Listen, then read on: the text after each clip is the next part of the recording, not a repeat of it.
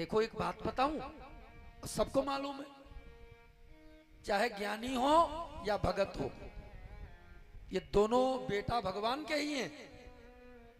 अंतर एक है, ज्ञानी भगवान का बड़ा बेटा है और भगत छोटा बेटा है। तो पिता को भी मालूम रहता है कि बड़ा बेटा तो बड़ा हो गया है, संभल कर चल सकता है, लेकिन छोटा तो हमेशा छोटा रहता है। छोटे बेटे की उंगली पकड़ने की जरूरत है। तो ज्ञानी बनोगे तो भगवान कहेंगे ये तो विचरण कर लेगा, ज्ञानी है ना।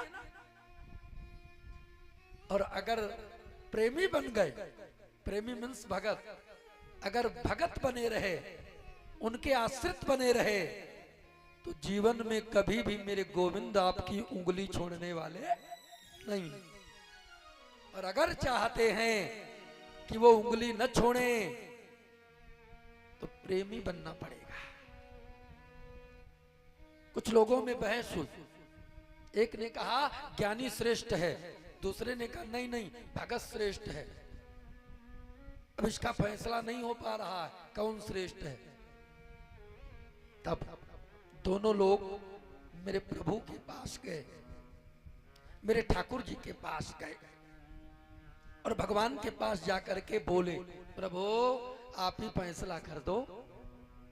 ये कहते हैं ज्ञानी श्रेष्ठ है, हम कहते हैं भगत श्रेष्ठ है, तो आप बता दो श्रेष्ठ है कौन। तब भगवान मुस्कुराए और मुस्कुरा के बोले, भैया ज्ञानी मेरी आत्मा है। क्या कहा? ज्ञानी मेरी बोलो आत्मा है। भगत उठा और चलने लगा। जब भगवान ने ज्ञानी को आत्मा बता दिया तो फिर अब हमको कोई छोटा स्थान मिलेगा? तो सुनो ना सुनो बराबर है। चलने लगा। भगवान ने तुरंत रोका, श्रीमान जी अरे आप भी तो सुन लो, कहां जा रहे हो? उसने हाथ जोड़ा, प्रभु अब क्या सुनूं, क्या सुनना क्या न सुनना।